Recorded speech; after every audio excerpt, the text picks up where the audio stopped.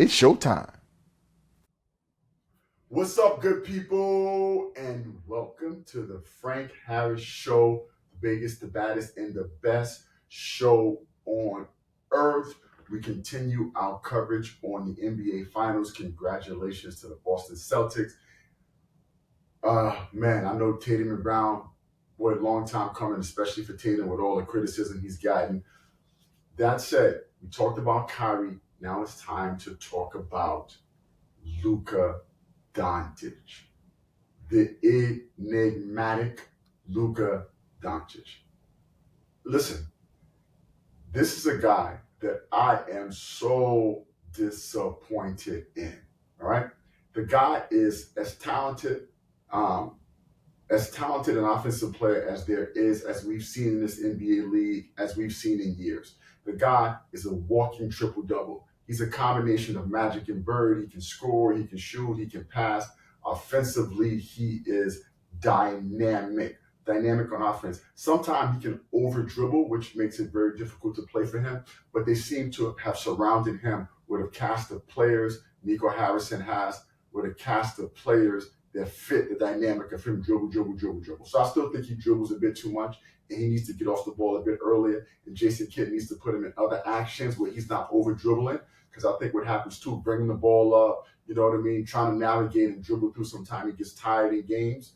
And I thought that's an adjustment they should have made, had other people bringing the ball up and giving him the ball in the half court where he could attack and then have to dribble a whole length of the floor, zigging and zagging with Drew Holiday, Jaylen Brown, and those guys pressuring him full court. So I think they should have made that adjustment. But I do think he's a better player with the ball in his hands.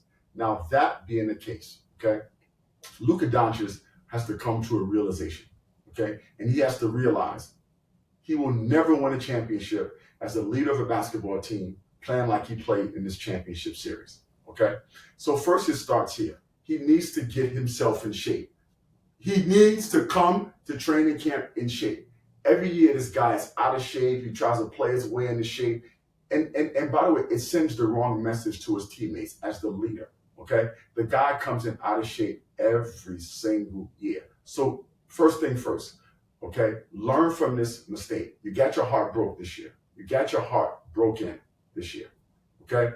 Lost in the finals, you were atrocious. Come back in the best shape of your life, okay? Because you set a tone when you do that. You set a tone for yourself, and you set an organizational tone because you're the guy. That's number one. Number two, you have to make a commitment to playing some defense. Look, one thing I understand is you will never, ever be a great defender.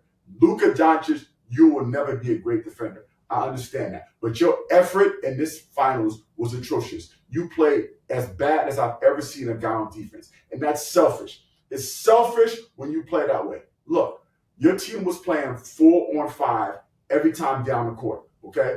Every time down the court, because all your man was doing was exploiting you, running past you, and you were just giving minimal effort. You didn't even act like you wanted to play some defense, you know? And you look at the other end, you look at Tatum and Brown, two guys that give effort on both ends of the court, okay? And again, that sets a tone as a leader. Look, you're not super athletic, you may never be fast, and you may never be, you will never be a great defensive player. But ultimately, effort. So you need to give at least, okay, 75% effort. It should be 100, but it'll give me at least 75% effort when you're getting back on defense, you're trying to make plays, you're playing hard, etc.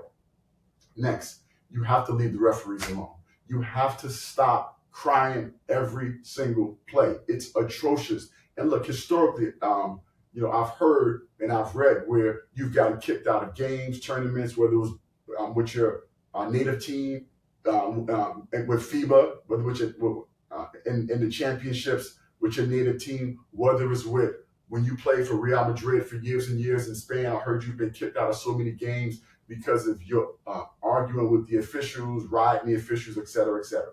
It has to stop, okay? It's impacting your play. It's impacting the team. And sometimes, again, I talked about defense earlier, but by you doing so, you don't get back on defense. And again, you further exacerbate your defensive fallacies or limitations. So that's a really big thing, Luka Doncic. You have to stop complaining to the refs. And then that compounds this issue, okay?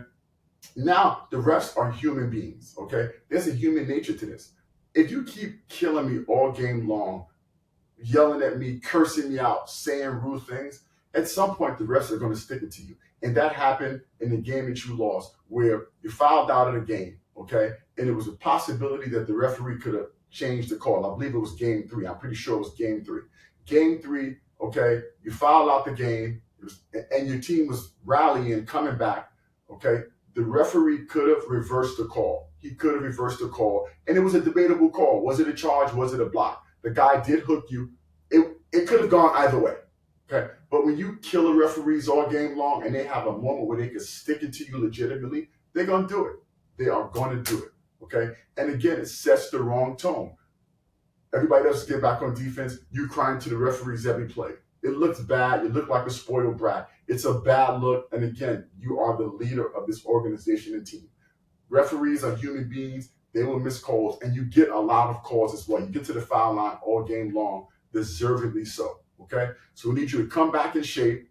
We need you to change your defensive mindset and give effort, and we need you to stop arguing with the referees and be a leader of an organization that's trying to win a championship. You made a big step. I don't think you'll get back to the championship again, right? I just think that sometimes circumstances, matchups, things worked out. I think there are multiple teams in the Western Conference that are better than Dallas, but sometimes situations work out. You look at the head coach from the Celtics, Mazzulla. Mazzulla was an assistant coach at a small college, right? Was an assistant coach again at a small college, was an assistant coach, and these are not even Division I schools, was an assistant coach for the minor league team for the Boston Celtics.